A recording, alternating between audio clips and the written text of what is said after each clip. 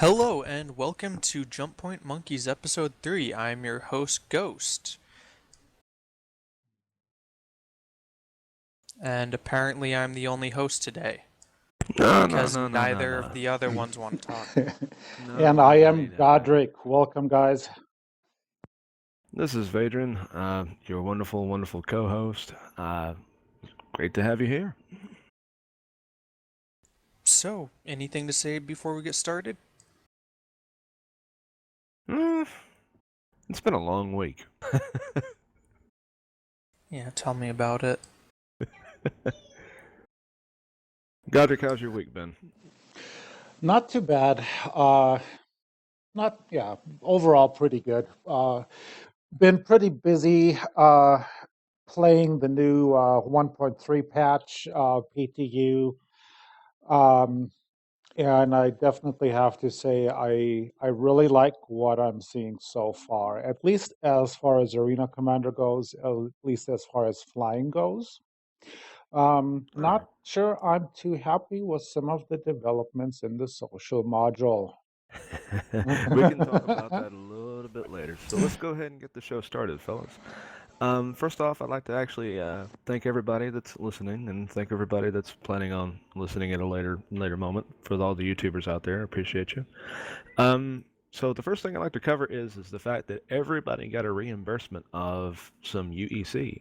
So some people with the Alpha package got a 10,000, I believe, and some people with just an Arena Commander pass got 5,000. 10,000 per alpha package, actually. Yeah, yes, and that's above the quiet cap, which I don't know what the cap is, There but is no cap anymore. They actually took that off as one of the rewards for 1 million Star oh wow, Citizens. okay.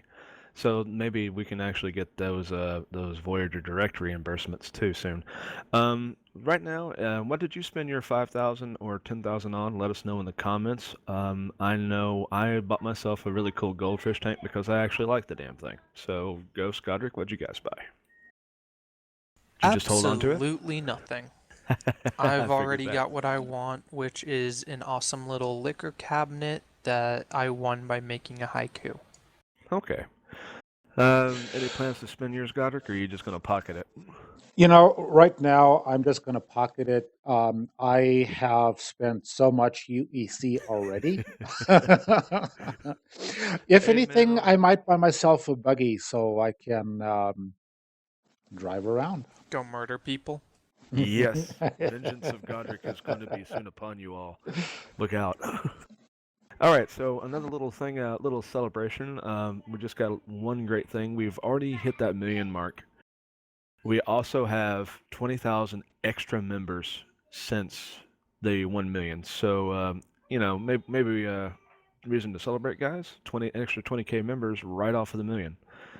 1 week after CitizenCon. That's pretty damn impressive if you ask me. Is it still only 20,000 above? It's 20K and some change. So yeah, we got a lot of people.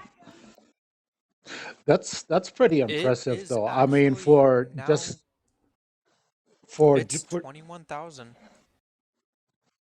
It's nice. going up 21,000? very fast. Yep. That's a nice thing. That's a nice thing. The more citizens we have, the more people we get to share this wonderful game with, and the more people we get to run over with our buggies.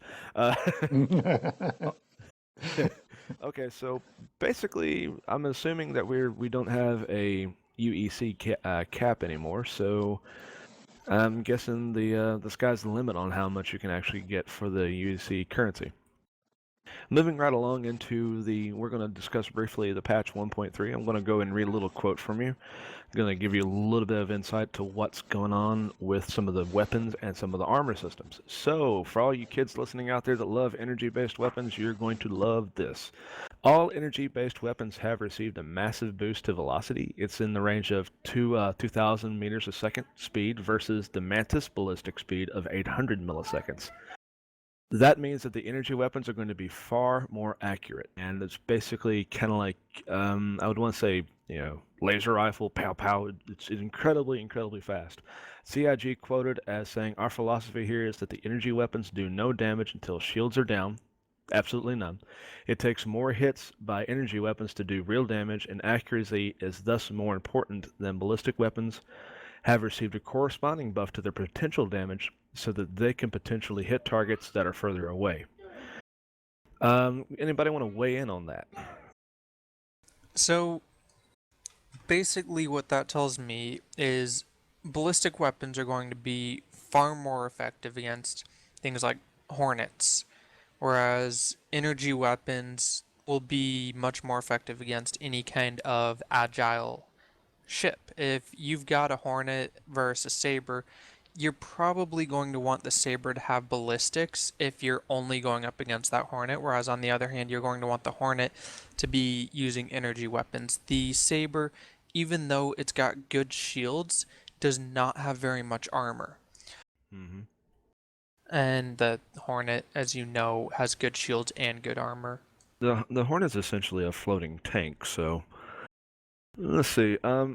Going into a little bit further detail about it, I'm thinking that the people that prefer the repeaters and really don't like to have the hindrance of running out of ammo are really going to love this because they can just stack on some repeaters and just simply nail from that makes that energy weapon system a lot more viable than just have the ballistics are completely deadly given at least the arena commander scenario, whereas the repeaters weren't kind of a were kind of ho hum. I'm looking forward to it myself. So One thing that I actually want to see with the repeaters, and I'm probably alone in this, is the ability to set certain ones on a slight delay. Essentially, to where when you start firing, instead of all of them firing at the exact same a time, charge up time. well, sort of. Basically, setting offsetting the repeaters so that they don't fire at the same time. You can have any kind of pattern you want with it, allowing for you to have continuous fire on this target rather than waves of fire. I've actually played with something like that before. I have the little known fact, the Mustang Delta. You can take off the rocket pods. Maybe a lot of people know this, maybe they don't. But you can take off the rocket pods, and you can have a 6-gun Delta. And what I did is I actually gimbaled all the guns, and then I off-step my left mouse button, right mouse button, and it's just a continuous wave of fire if you can time it right. It really does sounds amazing. It's really fun to do, and yes, I'm notorious for streaming. So, but anyway. Yeah. Moving right along, we for all the people that are actually going to check out the 1.3 patch, or basically, as my wonderful cohorts have said before, you might want to wear a helmet when you go into the social mod, because the buggies, people are going crazy with the buggies. People are driving like mad and are crashing a bit. If you do get killed, you will respawn inside of the wonderful hospital there, but you be ready to run as I soon went as you into and enter. the hide. social module in PTU, and my review of it is quite simply that it is the best survival horror game I have ever played. You get no weapons, you're Yeah. constantly fighting for survival of the biggest and most powerful resource on the map, which is buggies, and you're trying to survive while ending the lives of the others around you for no reason other than you don't want them to survive. So yeah, Buggy griefers basically, are among us. yeah, look for yourself to be a hubcap on somebody's really cool looking buggy. So you might I want to also dodge or get a help. spawned in the hospital after dying in a buggy. Somebody had actually gotten one of the buggies into the hospital, the center operating room. There was a goddamn buggy on the table, and I wish I had been recording. Oh, yeah, that's something that would have been a good one. So, um, the other thing that is new in the social module, they did expand the map somewhat. Oh, really? Specifically, the area when you go to the left of the weapon of the weapon store, Cubby Blast. Um, when you go into that back alley there, They opened up a whole new area. Back there, there's going to be stores down the road. The Casaba outlet, if you look in the windows there now, also features clothing. While you're Um, strapped to a buggy. while you're strapped to a buggy, yeah. Strapped to the Um, front of a buggy. yeah, just looking left and right before you cross the street won't cut it. What street? All of Okay. its sidewalk. But Sidewalk of death. Sorry, I apologize. Go They ahead. need to they keep they putting also police did officers in. they also redid some of the textures. I noticed specifically the bottles in the bar I've look much I've heard nicer about that. now. So You in-game brands, I understand.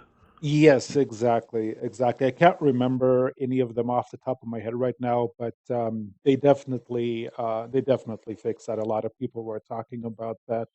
Is there anything else new in the I, social module that you can I think of? want to say that they have new commercials floating around in the bar. That's what I read in the PTU. I haven't tried it out myself, but I understand that there's supposed to be some new ads floating around. Maybe some new little Easter eggs like that. So that's something for you guys to look for next time you're actually in the PTU and actually make it to the bar. So Bad jokes I aside. did have a quick question, Jake, since I understand you have Ghost. actually been flying in 1.3 already. Um, what do you think of the new flight mechanics? So I took out a few different ships with it. The first one I took out obviously was the Glaive because of the free flight. Now, it was a freelancer. I don't exactly know how to explain it other than I spawned in and I was in a freelancer. It would not move. I could not do anything. It was just sitting there. And I was in Vandal Swarm. Needless to say, it is the first time that I have lost on wave 1. It's Hmm. also And the first then, time you've lost in a freelancer. yes, it is. Now, this is especially sad because after getting my Saber, I had decided to CCU my Hornet over to a Freelancer and just kind of fell in love with the Freelancer. Now, my first time out with the Freelancer, I went 0 meters at a speed of 0, and I got my ass whooped by a bunch of Vandal without getting to fire a shot. So about the viable ships, though, that you could fly in, do you notice any good improvements? I heard some good things about some ships. The Hornet was actually the second thing that I flew in, and it is probably the worst that the Hornet has been, in my opinion. It felt slower. It felt kind of tankier. Hmm. It's kind of difficult to describe. I don't like the Hornet anymore. I Let used to me like it, and it's just crap now. let, Go so ahead, let Yoder. me let me just throw something in there. I think I know what you're talking about. So here's my take on specifically flying the Hornet. I totally agree with what you're saying about it being tankier. Um, I noticed the same thing. It's a lot more sluggish when turning. The odds of crashing into an asteroid are definitely increased. So as far as vector goes, or changing your vector for that matter, it is a lot more sluggish than it was. The same goes for when using boost. It does not react as quickly as before when using boost. Now, that said, I also noticed that its axis rotation has actually gotten an improvement. So while changing your vector is a little more, well, sluggish, I find that aiming is actually easier than it was before. So All that's right. just my 2 cents. I'm going to move forward here just a little bit. I've also read another little patch note. They've increased the armor, at least in the way of ship health and shield tweaking. Did you guys notice any kind of actual, you're harder to kill, anything like that, or? I did not notice much. I haven't really played enough yet to really get a good take on that. Okay. I understand that you're supposed to have increased all the damage out, not the damage, but the all the armor in capacity, that the shields and that the hit points of the ships have all received a slight buff. I understand that the instant damage from the lasers from the energy weapons have received a slight kind of a nerf. They tweaked the damage down a little bit less because you're going to be so much more accurate with it, because it's just pretty much instant shot. It's there to hit. Um, I understand that they've also possibly made the rate of fire faster for repeaters. So that's just, I understand the velocity is faster, but I don't know about the rate of fire, and so that's something that I want to check on personally. Um, like a Godric and Ghost of, I'm like sorry, I was flirting with someone. What was that? what I was going through was that basically there are lots of Ghost and Godric I mentioned earlier, that there are a lot of little subtle upgrades and a little bitty, little tweaks into the social mod. If you can survive it long enough, be sure to check some of it out. I guess wear a traffic cone on your head or something to make sure that you stand out among the crowd. So the big final end-all question to the gun situation is hardcore ballistic, hardcore energy, or mix between the two. What do you guys feel like? I feel that they've actually done an excellent job so far with the energy and ballistic weapons, to the point where there is no right answer. I personally like energy weapons because you can use them for a lot longer. You don't have to worry about running out of ammo, but you're also not going to do Yeah. quite as much damage quickly. On the flip side, the ballistics, you have to conserve your ammo. You have to make every single shot count. But god damn, when you land those shots, you will feel like a badass motherfucker. All right. So I've saved one of the last and most possibly controversial things, You as one of the sound last ones. robotic. Hmm? You sound robotic.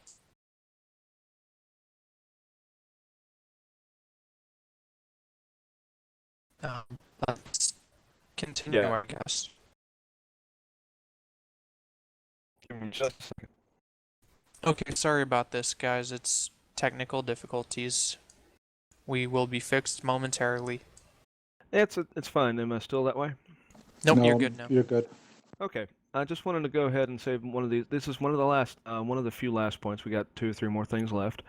One of the biggest points, and this is one of the Cutlass people have been looking forward to, is they finally tweaked the Cutlass. If you're not familiar with how the Cutlass flew before, it flew like a beached whale. Now it should. I'm understanding that it flies more responsive. It's able to turn a lot better, and that was just with a bit of a thruster tweak. Has anybody actually tried the Cutlass among the two of you? I have, in free flight, gone into a cutlass with the nose of my Merlin. It was awkward. I didn't call her back. Oh, okay. I But, understand. oh, I wasn't joking. I actually was fighting a cutlass in free flight with my Merlin, and they stopped mid-flight. Their back door was open, and I just got the Merlin stuck in there. You've never had that? I can't I really say that. Can't say that I have. I've never really flown the Cutlass. I flew it briefly when it first came out, but haven't really seriously played around with it yet. Well, guys out there, if you're listening, go and try out a Cutlass. We would like to hear your reviews on the Cutlass, if it's worth getting now, or if we should start burning all of the Cutlasses and call all Cutlass lovers heretics. No, no, no, no, Please no, let us no. know. That's one way to generate controversy. Uh, Basically, we really honestly want to know if the tweaks are viable. Are we going to have more Cutlass owners because of the fact that it's now more responsive? It's now supposed to be able to turn on a dime a little bit better. I want to just hear the reviews, hear the comments down below. Send us send us feedback. What are your thoughts? Do you love the new Cutlass? Do you hate it? But in general, I understand that this is something that's been a long time coming for the Cutlass owners.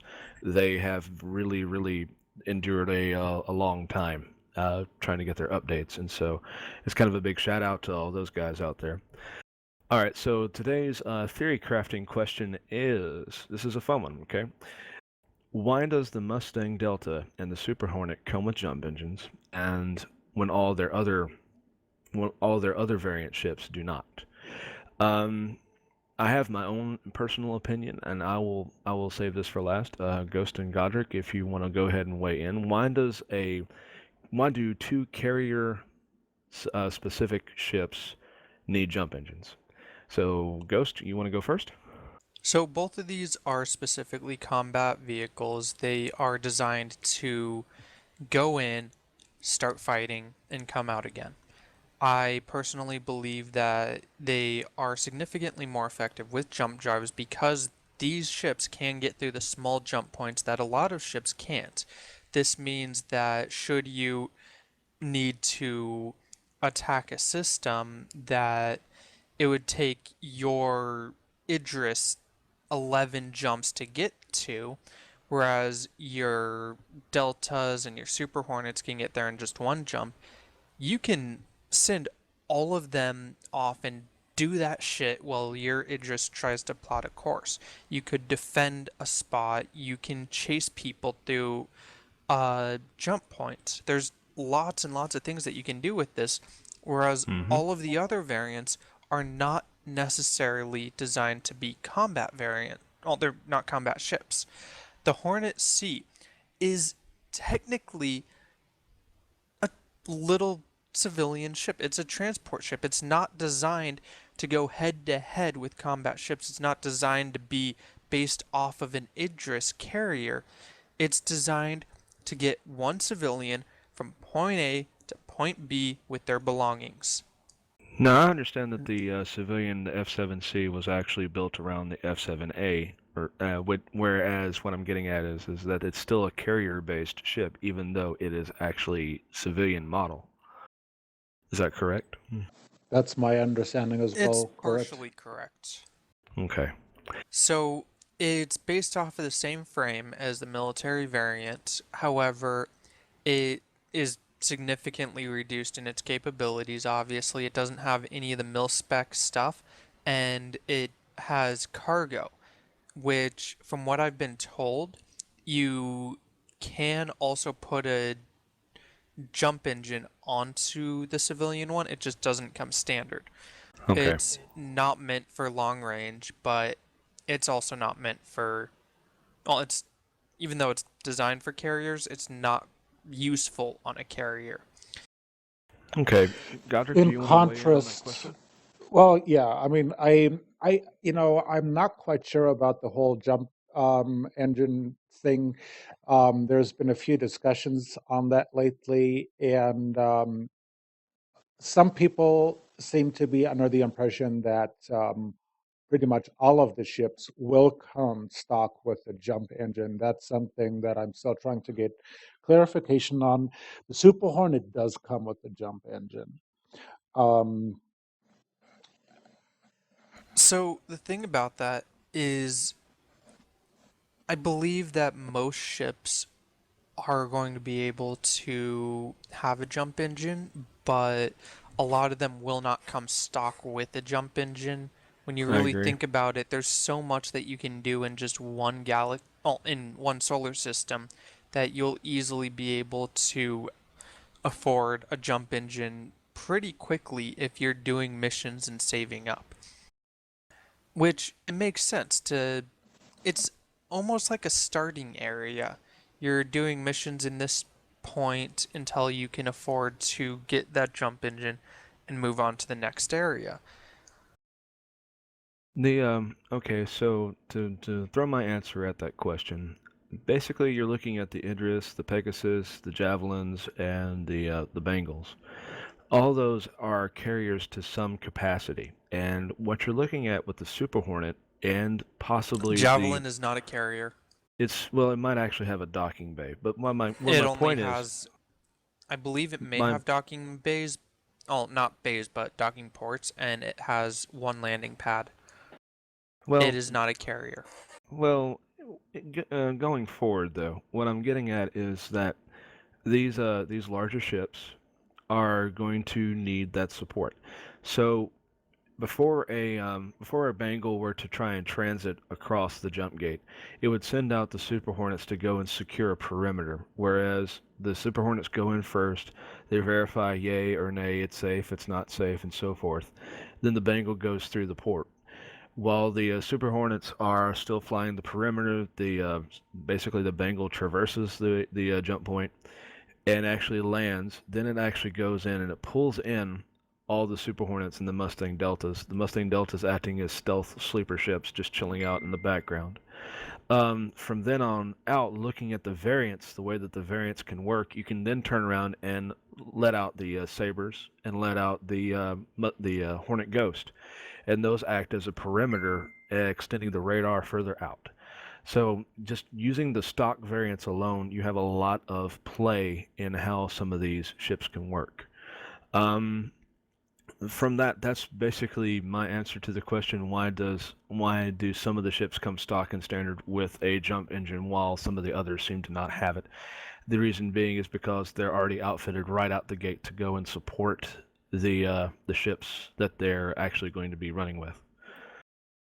Now, this right here is the basically the answer questions section. This is also the little bit of the ad lib section. I have picked out 5 really cool systems inside of the ARC map that you guys might want to individually check out. Orenthal is basically a little system sitting right offside of the Sol system, and basically the story behind it is that the humans got cut off, the jump point closed right after they were terraforming it. So there could be a human civilization there. There might not be a human civilization there, but we know at one point there were people there.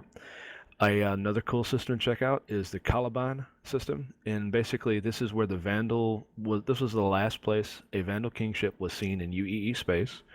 It's home to the Lost Squadron, the people that actually died while the Vandal were actually outnumbering them, maybe 10 to 1. The Lost Squadron stayed there and held off everything while the rest of the human race escaped. Was that not the point where they were using gladiuses and I basically believe so. survived for, what was it, 10 to 12 hours in Yeah, a single dogfight? I believe that it is, and that's the Lost Squadron. That's a really cool lore piece for you guys to check out. There is also a little bitty star system that I took note of called the Min star system. There is no star. It is essentially a jump point to a gas giant with 4 moons. And there is one place where you can actually live at. And the reason why is because of gravitational friction. The tidal forces are pulling the planet and creating enough heat for there to be a kind of not necessarily an atmosphere, but enough warmth to actually sustain human life, You even though would, there's no however, star. be in eternal darkness. Yeah, it would be internal darkness, but it would still be warm at least. So there's that going for Yeah. you. There is another one, and please forgive my horrible English. Ayaka. I wait. It's Ayrka. It's a Xeon training base. This is the force system that I want you guys to check out, and it's just a neat little lore piece. It's sitting there right beside the lore line where the Cold War front was happening. It's just one jump off from it, and what it really is basically a soldier's training hub for the Xeon military. They have since moved everybody from the Cold War forces back to that base, so it's basically a star system stronghold for the Xeon fleet. And last but not least, the 5th place to check out is Tal. Now, Tal is a major, if I'm not mistaken, if I read this right, it's a humans are welcome there. But what really caught my interest is that the Xeons seem to have a thing of we don't want the humans looking around just anywhere. So they have a really strict you can't fly past tall 5. There are 4 systems that are actually livable, breathable atmospheres, and it's welcome for humans to be in tall 2 through 4. But after you go past 5, for some odd reason, you're probably going to encounter a lot of Xeon trouble, and we don't know why. So those are the little wonderful things that you guys can check up. They're in the ARC map, and you might be able to find some lore out there on them as well. I forgot. Did we discuss, what are they called? The Krithak?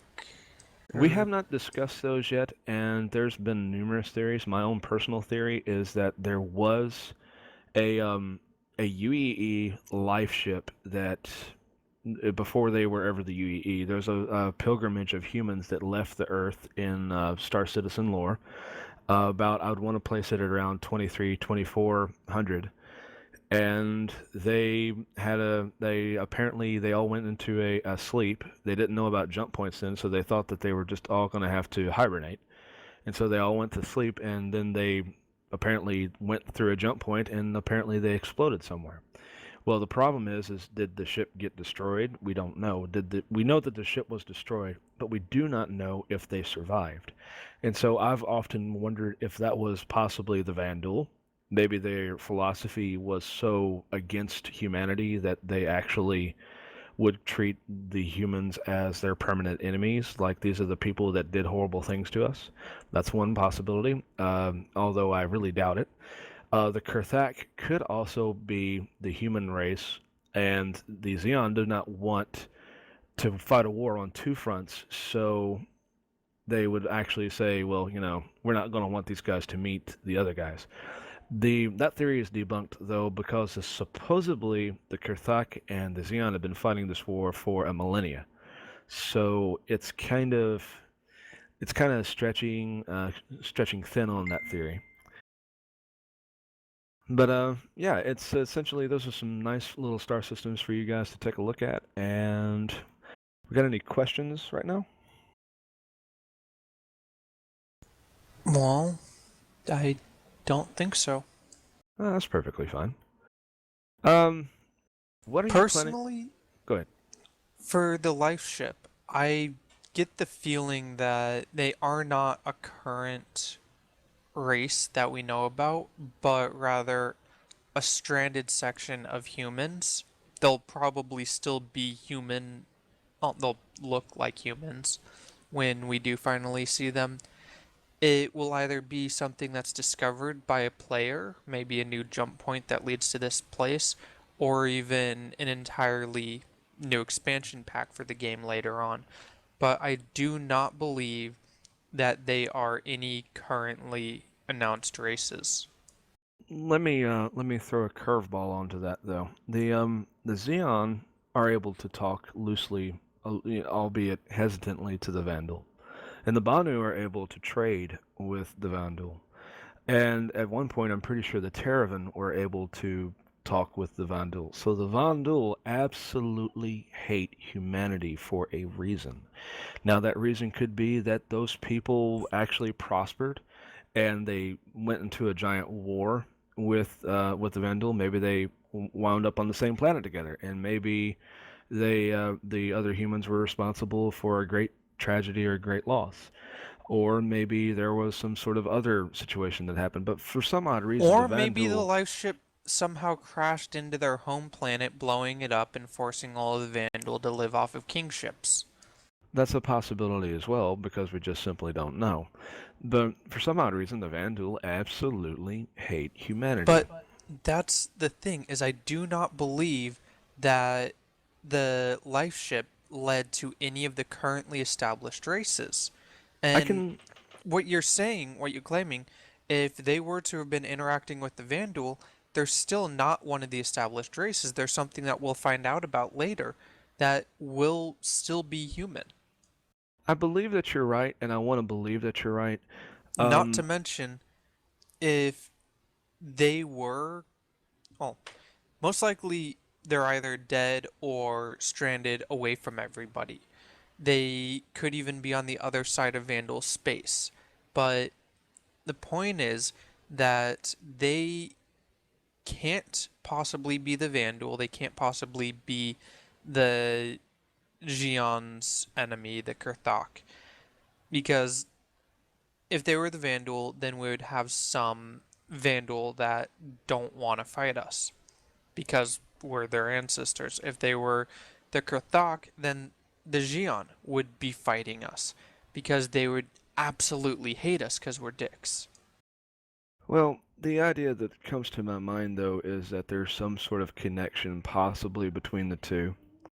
I don't know where the connection lies, but and in the sum What of if we're things, just though, dicks?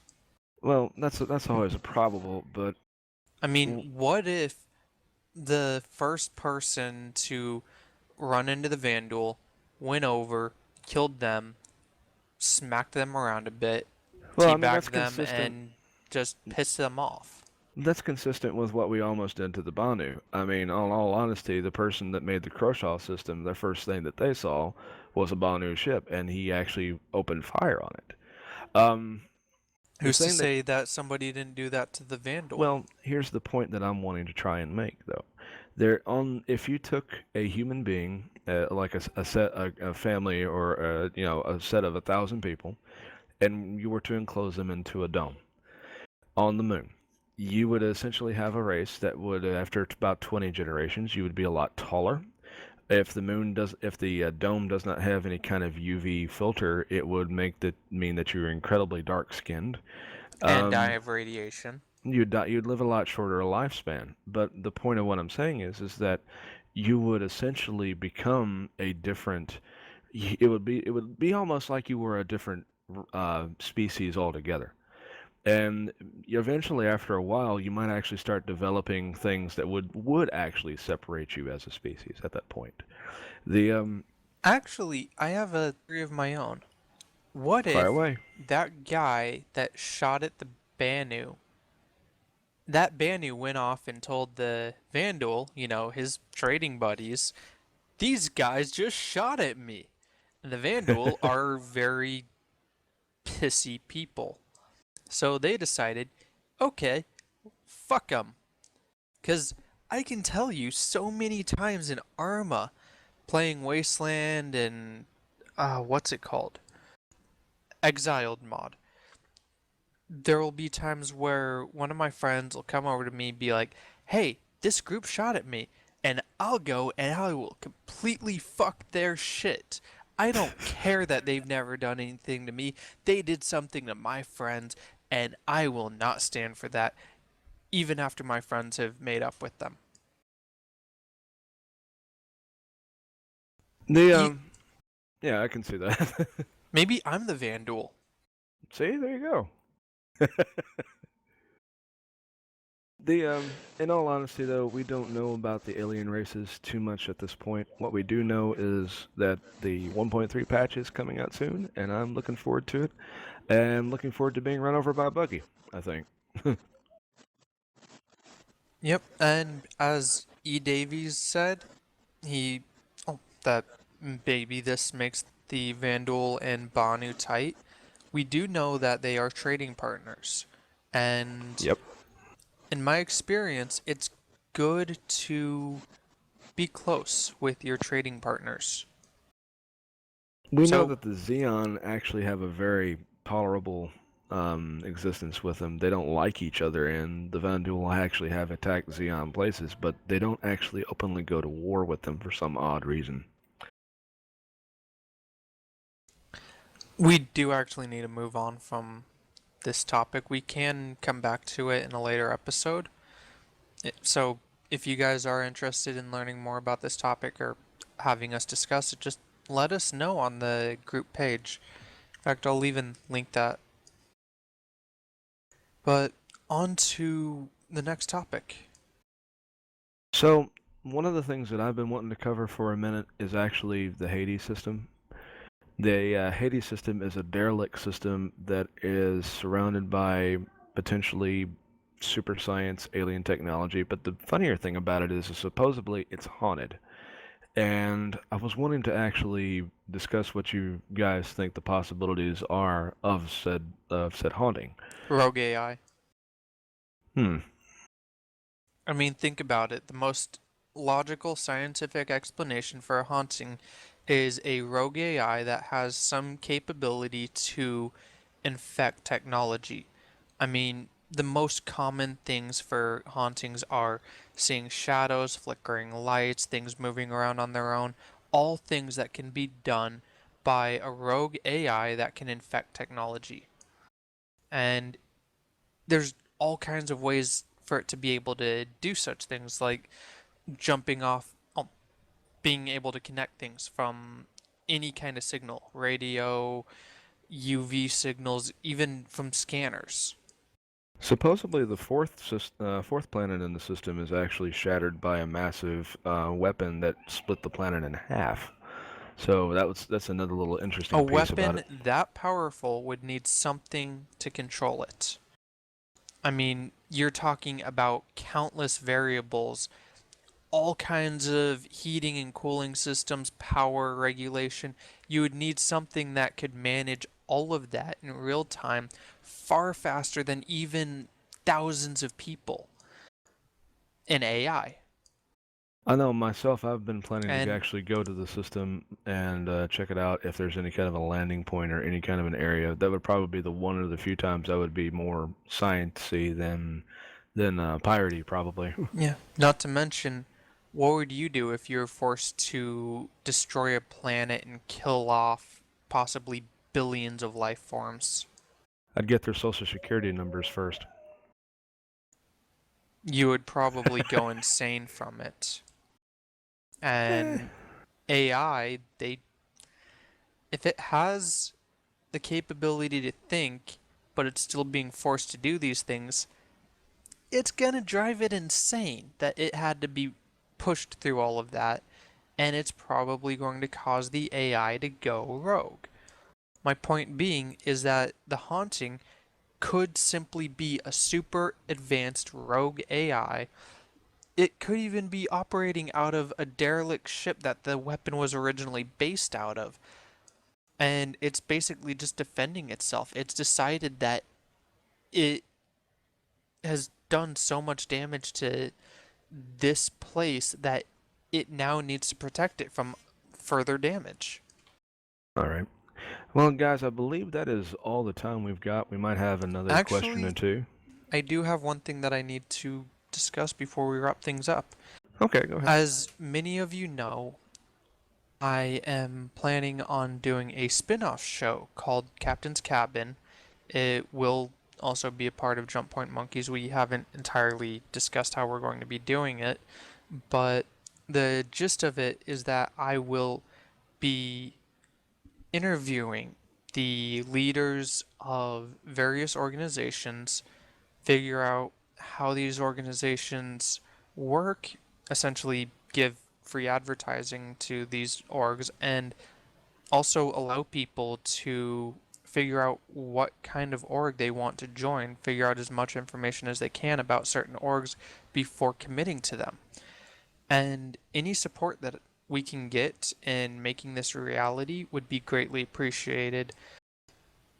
The best things that you can do is share our videos, point people towards our group and our YouTube page. The more subscribers that we have and the more members of the group that we have, the better, and the sooner that we can start this side project.